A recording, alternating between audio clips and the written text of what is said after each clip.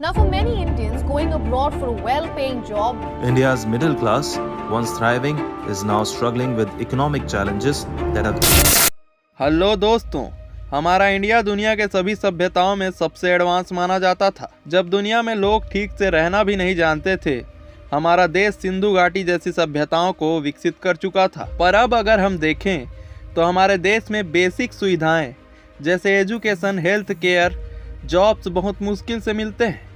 हमारा देश happiness index में काफ़ी नीचे 143 में से 126वें नंबर पर आ गया है। हमारी जीडीपी पर कैपिटा इनकम भी दोस्तों काफ़ी नीचे चली गई है। और क्यों हम इतनी कोशिशों के बावजूद एक डेवलप कंट्री नहीं बन पा रहे हैं, आइए इसे डिटेल में समझते हैं। इंडिया क्यों नहीं डेवलप हो पा रहा, ये जानने से पहले हमें जानना पड़ेगा कि आखिर एक डेवलप कंट्री कहते किसको है।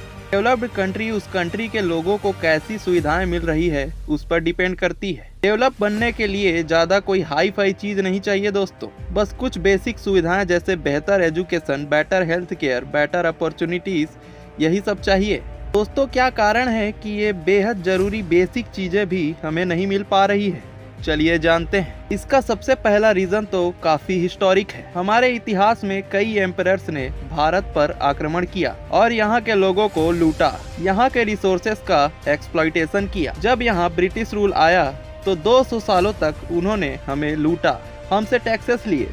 यहाँ तक जब पूरी दुनिया में इंडस्ट्रियल रिवॉल्यूशन चल रहा था, तब बस हम पूरी दुनिया के लिए एक सप्लायर का ही काम कर रहे थे। पर दोस्तों, हमारी नाकामी का पूरा श्रेय हम अपने पास्ट पर नहीं डाल सकते। हमारे डेवलप ना होने के और भी कई रीजंस, जैसे कि पॉपुलेशन। पिछले कई दशकों में हमारी पॉपुलेशन काफ़ी ज़्यादा स्पीड से इंक्रीज हुई है। आज हमारा देश पॉपुलेशन के मामले में नंबर 1 पर है। इसी बढ़ती पॉपुलेशन की वजह से हमारे देश में बहुत कम अपॉर्चुनिटीज़ बची है और उसके बदले हाई कंपटीशन हो गया है। इसी पॉपुलेशन की वजह से नए 2 कारण पैदा हुए हैं जिसकी वजह से हम डेवलप नहीं कर पा रहे हैं।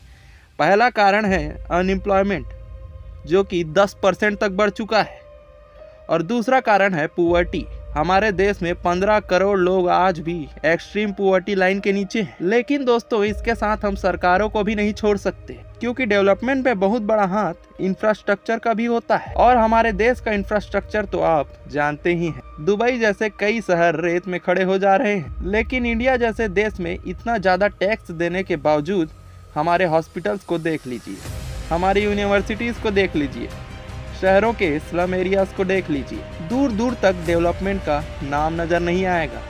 हालांकि आज के टाइम में काफ़ी सड़कें बन रही है, काफ़ी इम्प्रूवमेंट हो रही है, लेकिन प्राइमरी सेक्टर जो गांव है, छोटे शहर है, वहाँ का इंफ्रास्ट्रक्चर अभी भी उसी हालत में है जैसे 200 साल पहले था। लेकिन लास्ट में हम बात करेंगे सबसे मेन कारण की, जो इन सभी कारणों का जड़ है, वो है हम।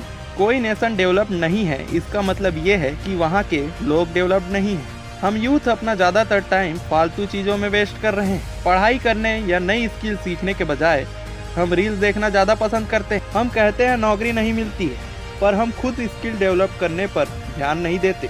तो लास्ट में इन सब प्रॉब्लम्स का सॉल्यूशन है क्या? इसका सॉल्यूशन काफ़ी सिंपल है दोस्तों।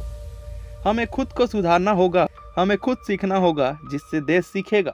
हमें अपना टैक्स कहाँ जा रहा है उसका जवाब मांगना होगा सरकार। हमें चाहिए कि हम टाइम वेस्ट करने के बजाय नई स्किल सीखें। दोस्तों, भ्रष्टाचार भी इसका बहुत बड़ा कारण है। तो जहाँ जहाँ पर आपको भ्रष्टाचार दिखे वहाँ रिपोर्ट करिए, ना कि जल्दी काम करवाने के चक्कर में पैसे दे दीजिए। हमें सामान लेकर वोट देना बंद करना होगा और एक सही आदमी, पढ़े लिखे आदमी को चुनना होगा अपने नेता के तौर पर।